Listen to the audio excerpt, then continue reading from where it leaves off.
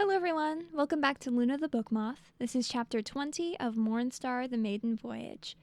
If you like what you hear, please do consider liking and subscribing and clicking the notification icon so you know when I upload the next video, which will be the epilogue. Without further ado, let's begin chapter 20 of Mornstar, the Maiden Voyage. Chapter 20. Dawn! Dawn! Mornstar! Mornstar's eyes flew open to survey her surroundings. The Fury was walking straight through the control deck, sending sparks and fire into the room. Dylan's hand glowed bright green, then the light swept to the topmost arrow. It pointed at the Fury. His eyes widened in realization. It wasn't a power, an energy, or a spirit. It was a curse. He held out his hand and touched the Fury. The alarms blared in the back of his mind. Everyone else was gone. The whole place was evacuated. The Fury had no mouth, but spoke anyway as it jabbed its spear into his shoulder.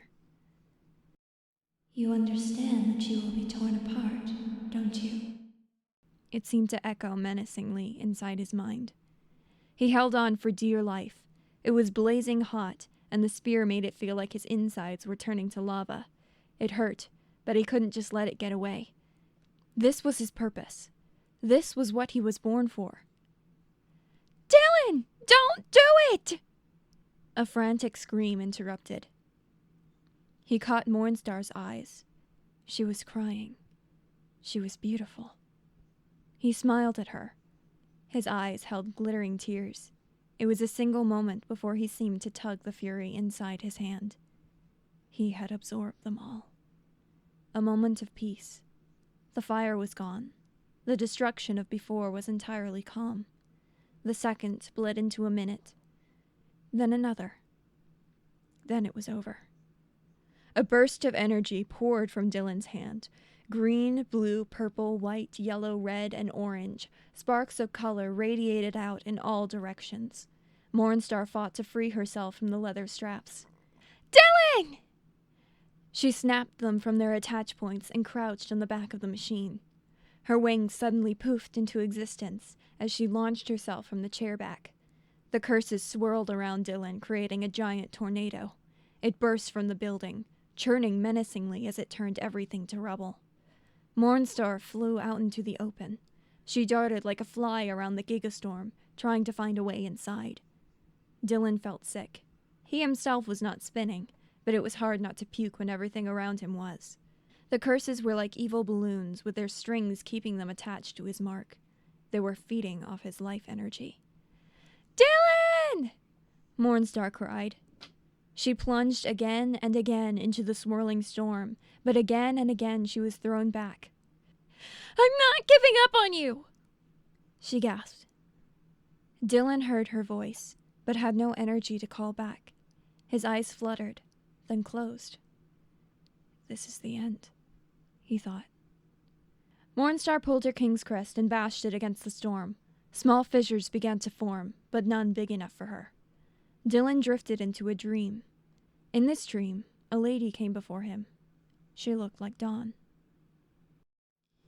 Heir, you who have captured all curses, even the daughter of the Sky King cannot save you. You have chosen your death, but in it, you have saved the world. I understand, Dylan spoke. But I want to live. I want to live for Dawn. Dawn does not exist, nor has she ever existed. The person you met was Mornstar. The shy, timid girl held all fears of the Fury. That girl, Dawn, would never have been able to save you if Mornstar had not taken control. What? Dawn was simply the Fury combined with Mornstar, yet she took that name willingly, but it was the Fury who told her to do so. If you want to live for someone, you will have to accept their truest form. Then I want to live. I want to live for Mornstar. Then there is still something that can be done. a tiny voice whispered in his mind. Dylan's drowsy eyes opened, then widened as he saw a light emanating all around him. He reached around trying to find the source. "It's coming from your backpack!" Mornstar shouted to him through the fissure. Dylan reached for his backpack, spinning in midair as he tried to reach it. Finally, he grabbed hold and pulled it from his back. He peered into the pack and was nearly blinded. He reached inside and pulled out the memory box. Light was pouring from inside. He hastily opened it and had to shield his eyes.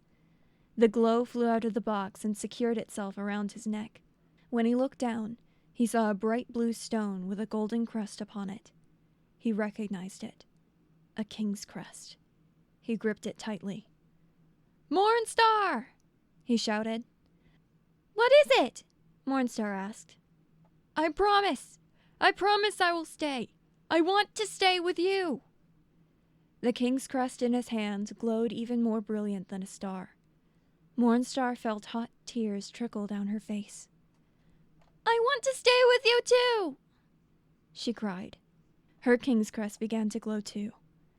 Between the both of them, the raging storm died down. The curses flew insults at them. They merged into one in a final act of defiance. "I am the curse of the fearsome. Rulers of all generations have used me to strike down their enemies and drive off foes in fear. Do you dare to defy me, boy?"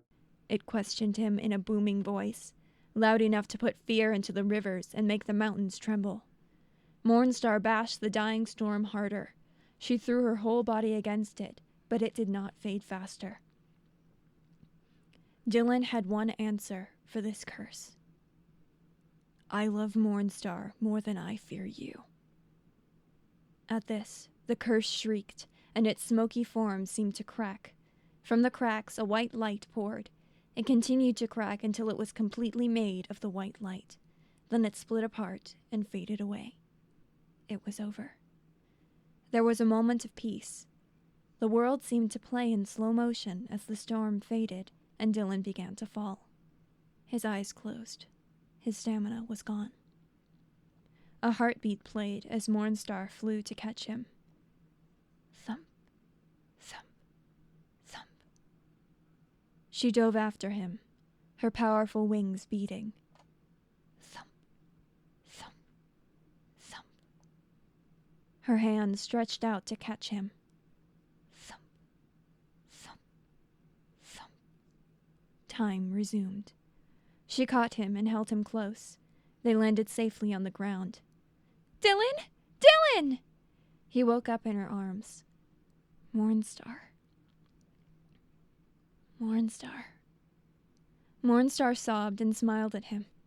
"Thank goodness you're okay." "Where are Sari and Irumi?" They looked around to try and find their animal companions. The desolate landscape was not easy to search, but they were not there. Suddenly, a sound came from high above them. When they looked, they saw Irumi riding on Sari from behind a cloud. The two of them landed next to their human companions. Sari nuzzled Mornstar, and Irumi jumped down to rub against Dylan's legs. Mornstar looked at Dylan. Dylan looked at Mornstar. Then, both of them laughed.